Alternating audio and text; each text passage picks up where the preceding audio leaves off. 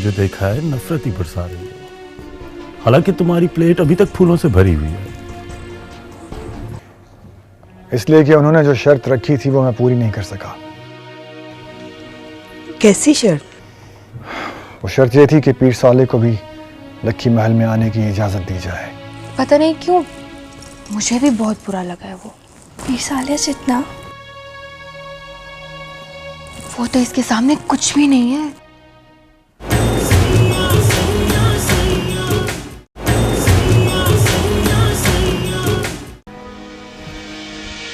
गुड्डी,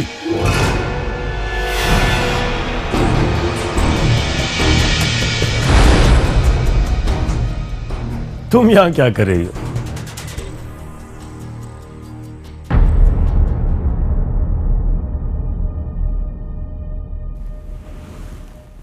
खैर, ये बताओ पीर साले का नया कारनामा क्या है? ताया सरकार ने उस पर बैन क्यों लगाया? मुझे तो समझ में नहीं आ रहा उनका इतना स्ट्रांग रिएक्शन। वो जैसा भी है तो हमारे खानदान का अपना ही।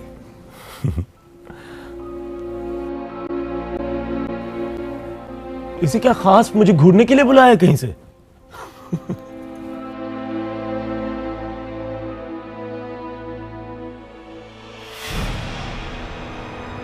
लो, चली गई।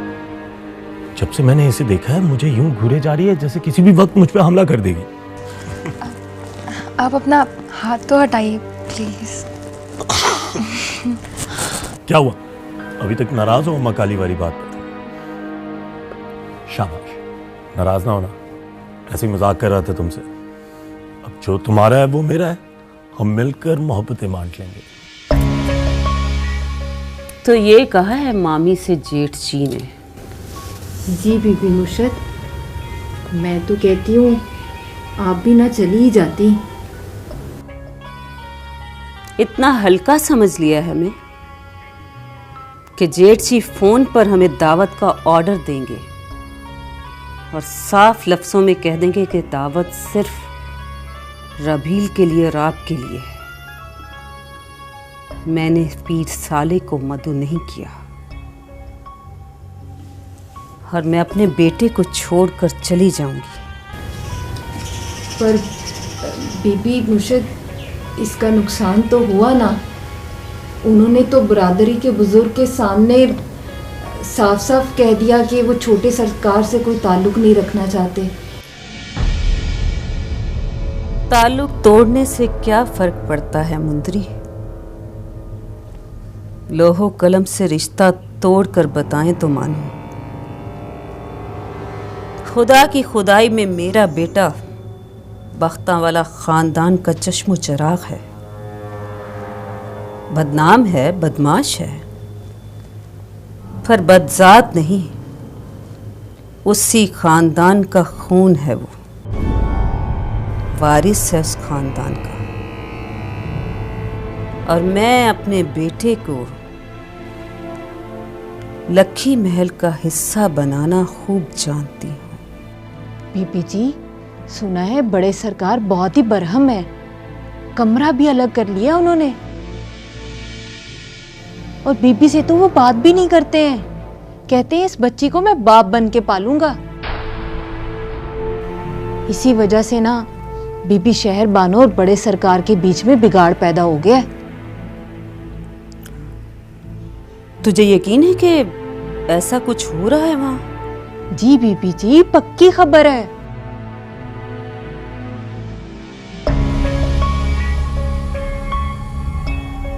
ये कमरा अलग कर देने वाली बात मेरी समझ में नहीं आई।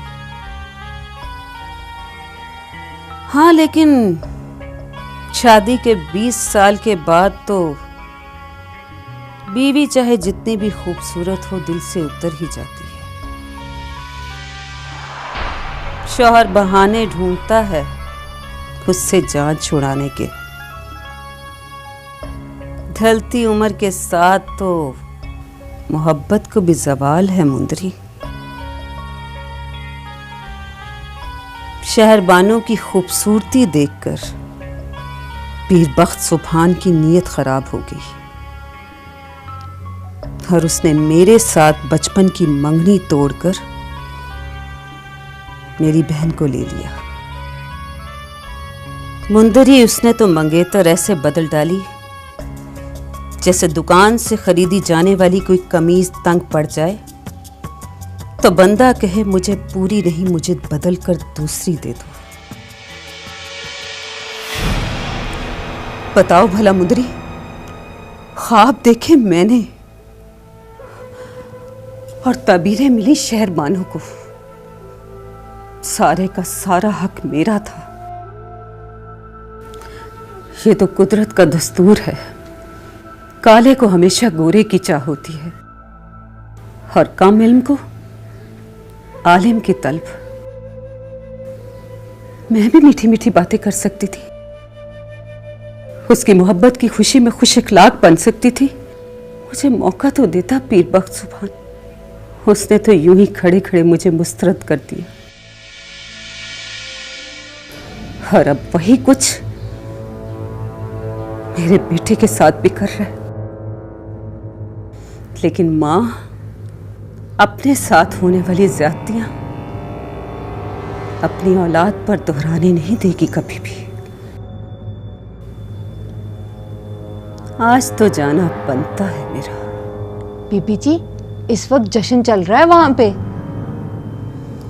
यही तो वक्त है मुंदरी वहां जाने का, बड़े सरकार का बड़ापन देखने का। जाओ पीर साले से कहो लखी महल जाना है, तैयारी कर ले। जी जी बेहतर।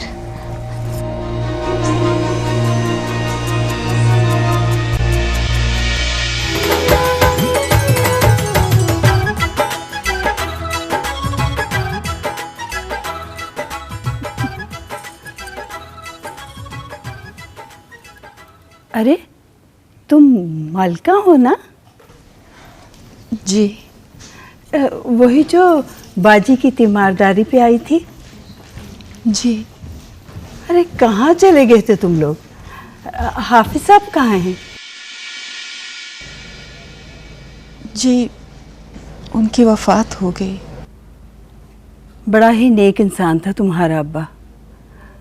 तुम्हारा भाई क्या करता है? जी, अपना छोटा सा होटल है उनका। और शौहर? जी, परदेस गया है। इसीलिए ना सारी बांदियों से ज्यादा कीमती कपड़े पहन रखे हैं तुमने। हुलिये से ही किसी अमीर आदमी की बीवी लग रही हो। अरे नहीं मामी जी, इसका शौहर तो ऐसे गायब हुआ है कि मिलता ही नहीं। ये तो मेरे कपड़े हैं जो इसने पहने हुए हैं। वो इससे तो क्या, अपनी बेटी से तक नहीं मिलने आया कभी। अब साईं ने कहा है कि अपनी परवरिश में ले लेंगे, अपनी बेटी बनाकर पालेंगे उसे। वैसे शौहर भी ना कोई एहसास नहीं होता इन्हें। बच्चों का कोई ना कोई सरपरस्त तो बन ही जाता है, लेकिन बीवियां तो दर बदर रह जाती हैं।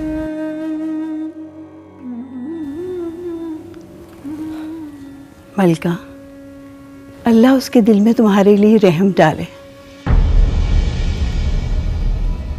इस दुनिया में नेक कार के लिए बड़ी आजमाइशें हैं। हाफिज फजल दीन की बेटी, इस गांव की सबसे पहली मैट्रिक पास लड़की, सोनी सूरत और सीरत वाली, सबसे ज्यादा दुख झेल रही है। अजीब रंग है मेरे मालिक के। अच्छी भली शादी इसके चचा के बेटे के साथ हो रही थी, बस हिसाब में आ गया और दरगाह पे जाकर बैठ गया। क्या मतलब? इसकी शादी इसके चचाजाद से नहीं हुई? अरे कहाँ, लोगों का ख्याल है कि वो माइयों वाली रात ही भाग गया था। हाफिज साहब शर्म के मारे सुबह सवेरे अंधेरे में से लेकर कहीं चले गए। अब हाफिज फजलुद्दीन जैसा शरीफ आदमी लोगों को क्या जवाब देता। इनके गायब होने के 2-3 महीने बाद इसका चचा का लड़का वापस आ गया और हमारी दरगाह पे बैठ गया। ऐसा कमला गया था कि किसी की बात का जवाब ही नहीं देता था, जैसे गूंगा हो गया हो। बद्दुआ लग गई दरवेश हाफिज फजलुद्दीन की। तो किससे हुई तुम्हारी शादी?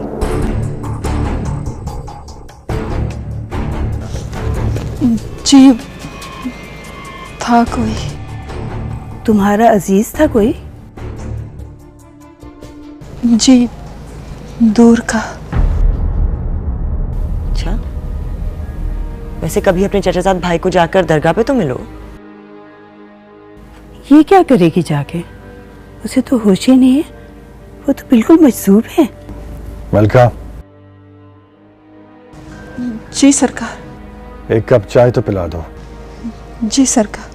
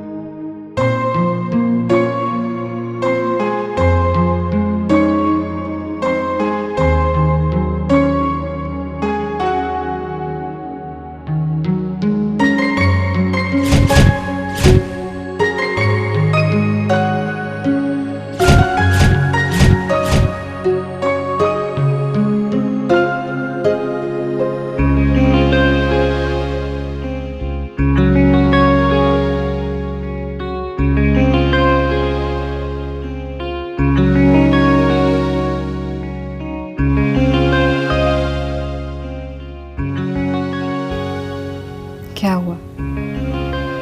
तुम्हारी जोड़ी टूटी?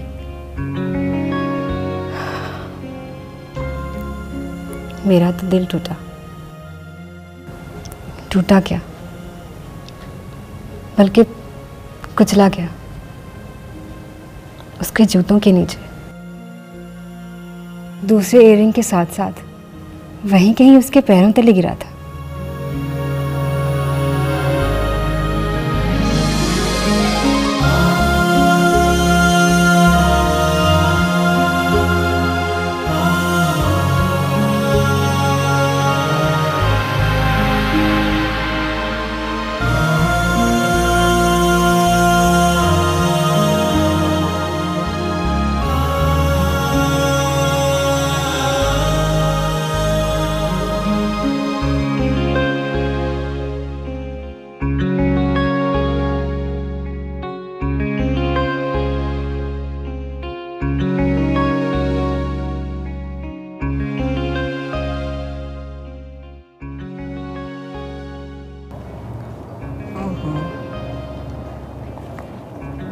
जी साले भाई।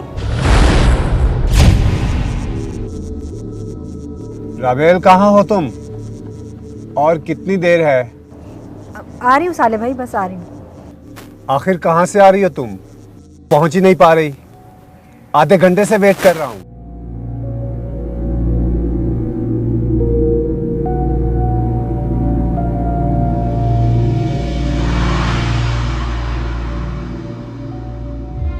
एक तो ताया सरकार ने जिंदगी अजाब की हुई है।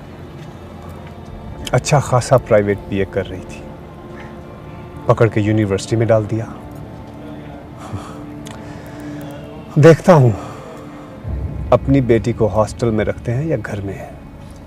सारा इनकलाब पराए बच्चों के लिए ही होता है।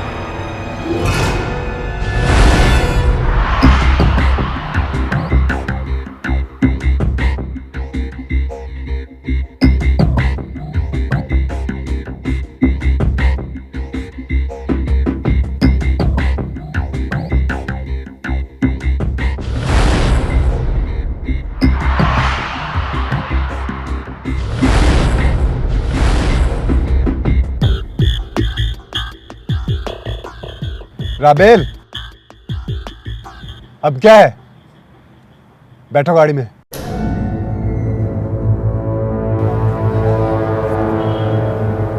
साले भाई, आपने फाइनल ईयर की लड़के की बाइक को डैमेज कर दिया है। मैंने?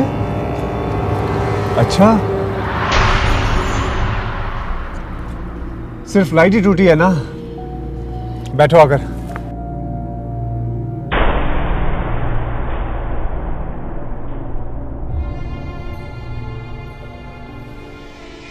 अच्छा, ये तो सेकंड ईयर की राबेल की गाड़ी है। यार ये भाई है उसका, यहाँ पहले भी ऐसे ही दंदनाता हुआ आता है, देख ली सॉरी भी नहीं बोलेगा।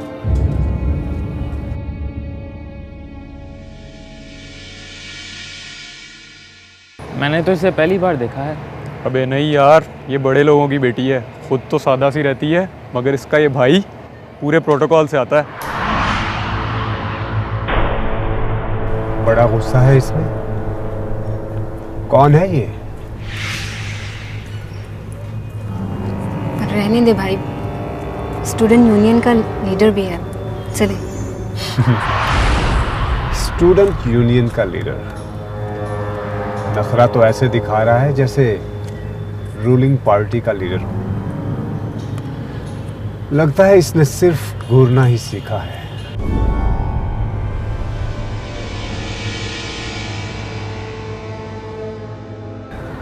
जाहिर है भाई, आपने उसे सॉरी तक नहीं बोला।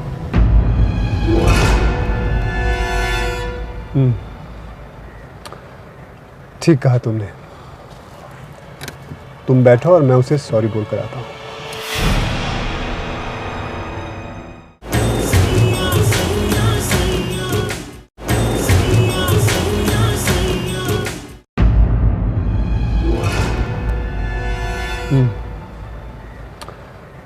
ठीक कहा तुमने। तुम बैठो और मैं उसे सॉरी बोल कर आता हूँ।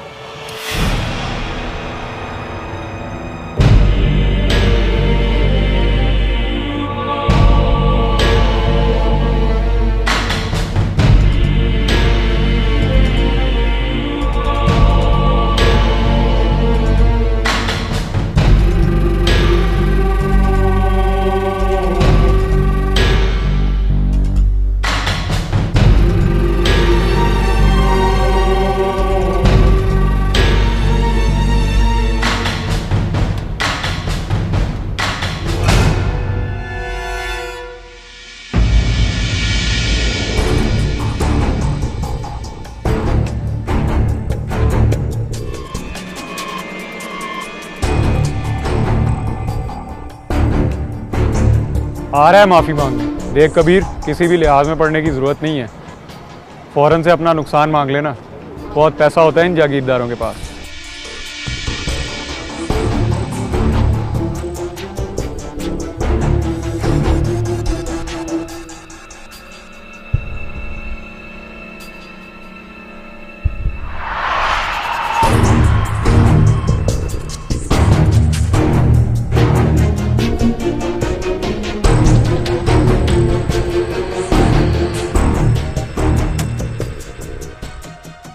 घूर किसे रहे थे? क्या मतलब?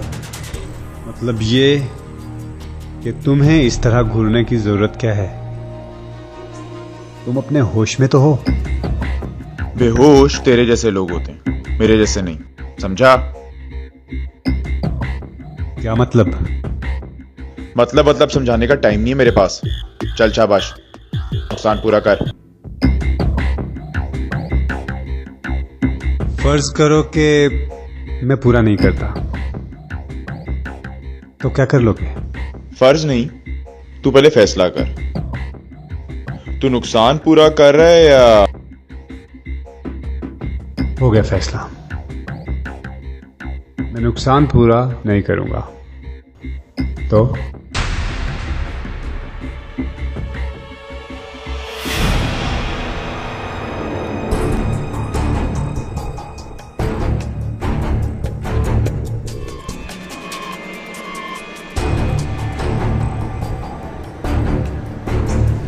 अबे ओ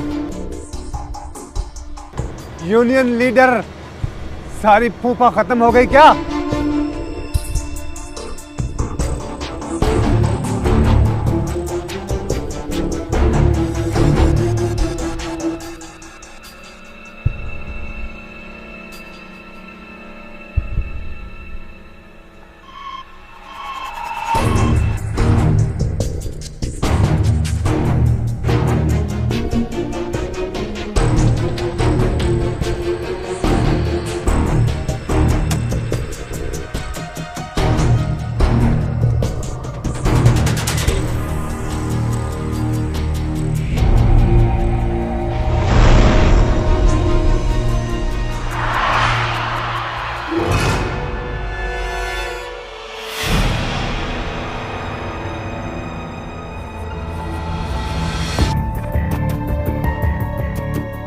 कमजात, तेरी इतनी औकात कि तुम मुझे पत्थर मारेगा?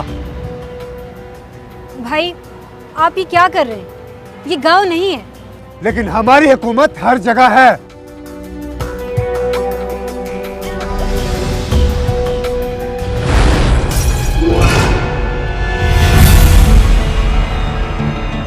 मैं तुम्हें सिखाता हूं दादागिरी क्या होती है।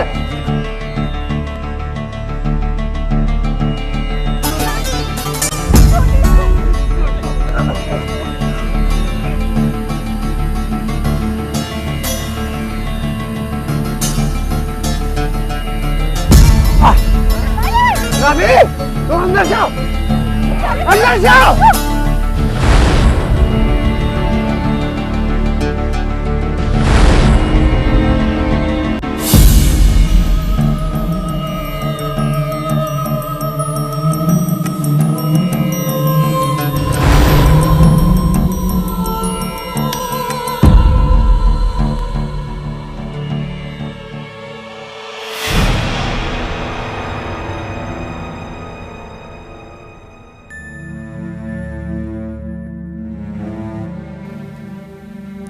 उस दिन से तुम्हारी कभी कभी की मुस्कुराहट, हमेशा की नफरत और मैं पूरी की पूरी मोहब्बत में बदल गई।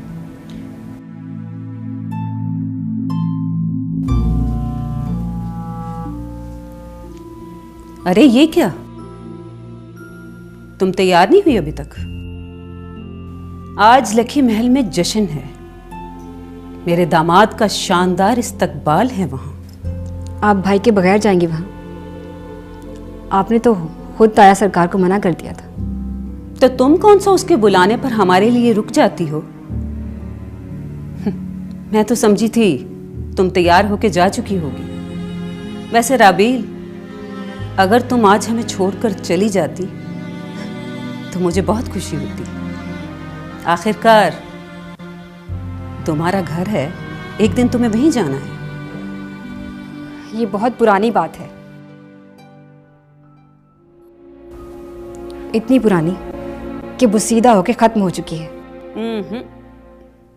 बाज बातें ना पुरानी होती हैं और ना खत्म, बल्कि हमेशा रहती हैं, कभी जख्म बनकर और कभी मरहम। जैसे ये रिश्ता, अगर तुम्हारी शादी हराम से नहीं होती तो जख्म बन जाएगा, और अगर तुम्हारी शादी हराम से हो गई तो मेरे जख्मों का मरहम बन जाएगा। मेरे ख्याल में आप जख्म के लिए तैयार रहे। बाज़ औक़ात मरहम एक ही होता है राबील, जो दोनों जख्मों को शिफा देता है। तुम्हारा ताया मुझसे नफरत कर सकता है, साले से नफरत कर सकता है,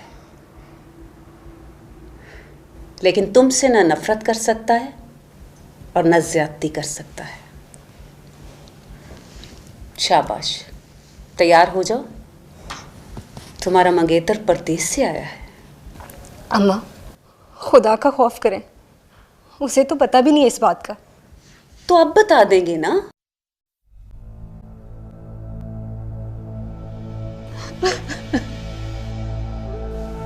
अम्मा, खुदा के वास्ते मुझ पे रहम करें, मुझे नहीं करनी है शादी। खत्म कर दे इस किस्से को, नहीं करनी चाहिए शादी।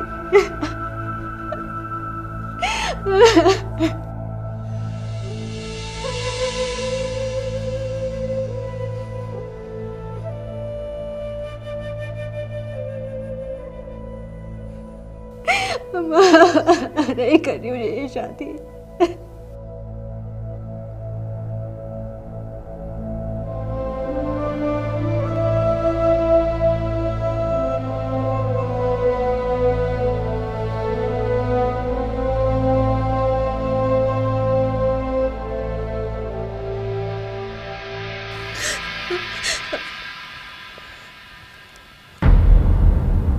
कौन है वो?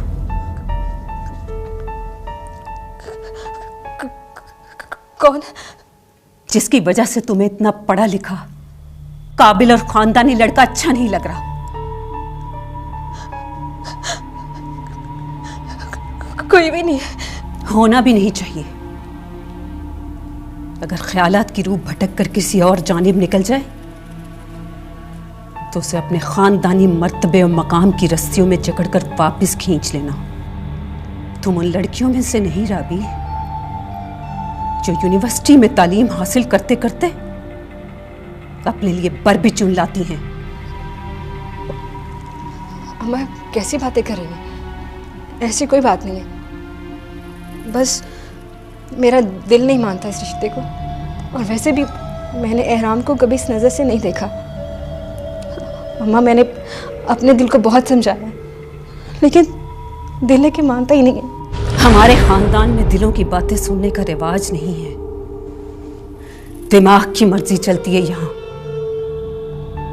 दिल की हैसियत हमारे घराने में बार बार पैदा होने वाली 7वीं 8वीं बेटी जैसी होती है, जिसका हंसना रोना होना ना होना हमारे लिए कोई अहमियत नहीं रखता।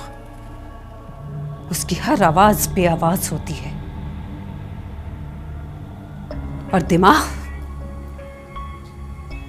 इकलौते बेटे खानदानी वारिस जैसा होता है,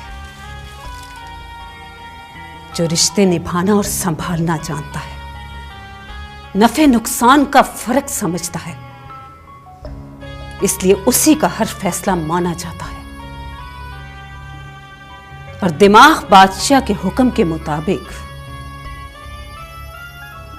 तुम तैयार हो जाओ, दखी महल जाने का वक्त आ गया है।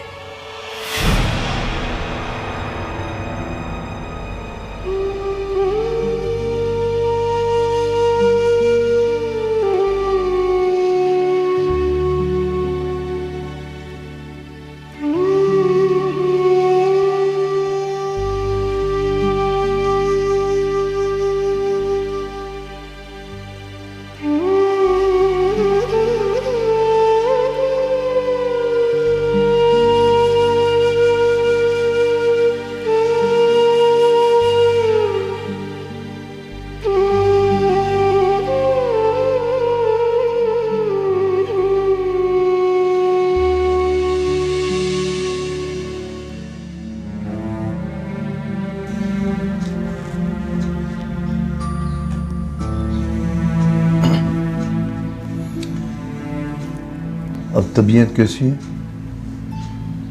दर्द है। बुखार तो नहीं? रहने दे, तुझे क्या मेरे मर्ज से। चल उठना, कुछ खा ले, सुबह से कुछ खाया ही नहीं है। पड़ा रहने दे मुझे यूं ही। तू जाके अपना होटल संभाल और 2-4 नए झूठ खाड़।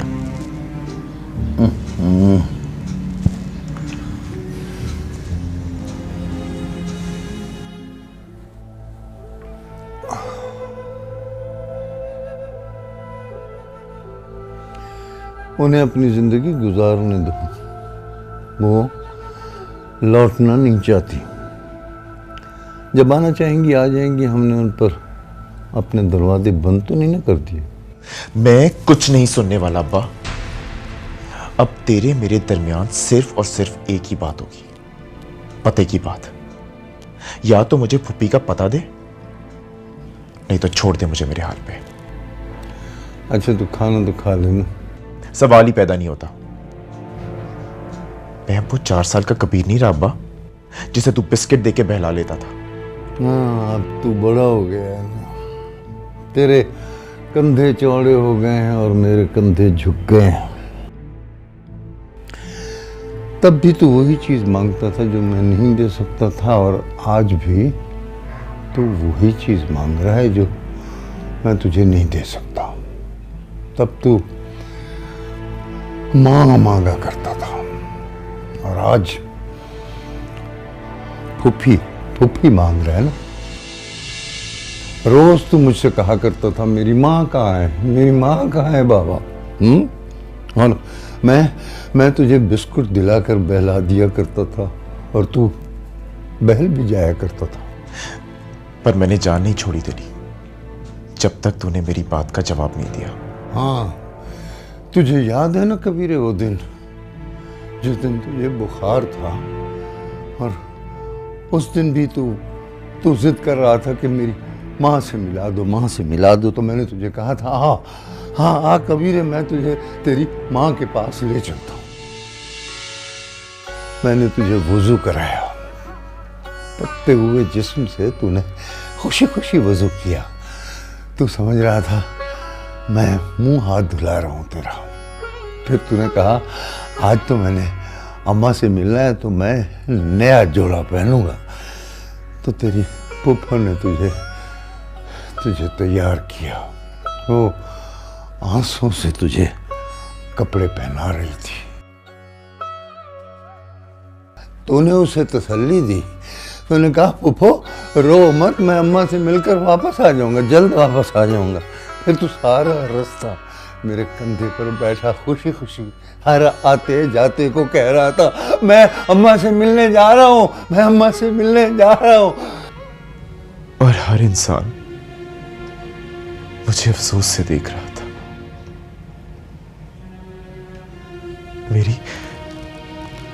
मेरी खुशी के जवाब में हर एक के चेहरे पे उदासी थी। कब्रिस्तान के गेट पे तूने मुझे कंधे से उतारा।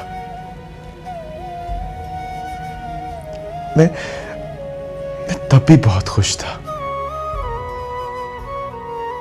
कब्रों के दरमियान से गुजर रहा था और सोच रहा था कि ये क्या छोटे छोटे से पहाड़ हैं। फिर तूने मुझे एक कब्र के पास ले जाके खड़ा कर दिया। हाँ, तूने हैरान होकर कहा मैंने अपनी अम्मा से मिलना है अब्बा। और तूने कहा ले मिल ले अपनी माँ से। फिर तूने कहा ये तो छोटा सा पहाड़ है अब्बा, ये मेरी अम्मा तो नहीं। और तूने रोते हुए कहा ये छोटा सा नहीं, गम का पहाड़ है। हर दुनिया से जाने वाला अपने पीछे रह जाने वालों के लिए अक्सर गम का पहाड़ छोड़ जाते। मैंने अपने शऊर का पहला कदम कब्रिस्तान में रखा था।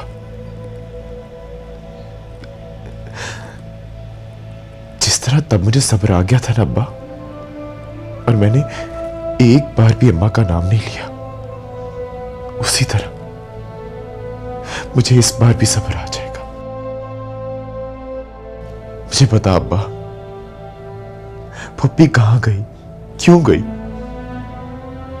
क्या कहानी है फुप्पी के पीछे? मुझे बता अब्बा, बता मुझे, फुप्पी कहां गई, क्यों गई, क्या कहानी है फुप्पी के पीछे? मुझे बहुत कुछ अजीब लग रहा है अब्बा, जैसे छुपा हुआ। ऐसा कौन सा मुर्शिद है जिसने अपना भाई बुला दिया, भतीजा बुला दिया, यहां तक कि अपना घर बुला दिया। जवान बेटी को लेकर धक्के खा रही है उन पीरों में। अब्बा मुझे एक बार जाने दे उसके पास, सवाल करने दे उससे। मुझे यूं बेचैन करके मत मार अब्बा। ना अल्लाह ना कर, ऐसा ना कर पुत्र। तुझे मेरे सर की कसम है, मुझे फुप्पी का पता बता अब्बा, बता मुझे, नहीं तो सुबह तू मेरा मरा हुआ मुंह देखेगा। मैं तुझे बता रहा हूं। लक्की महर बख्ता वाला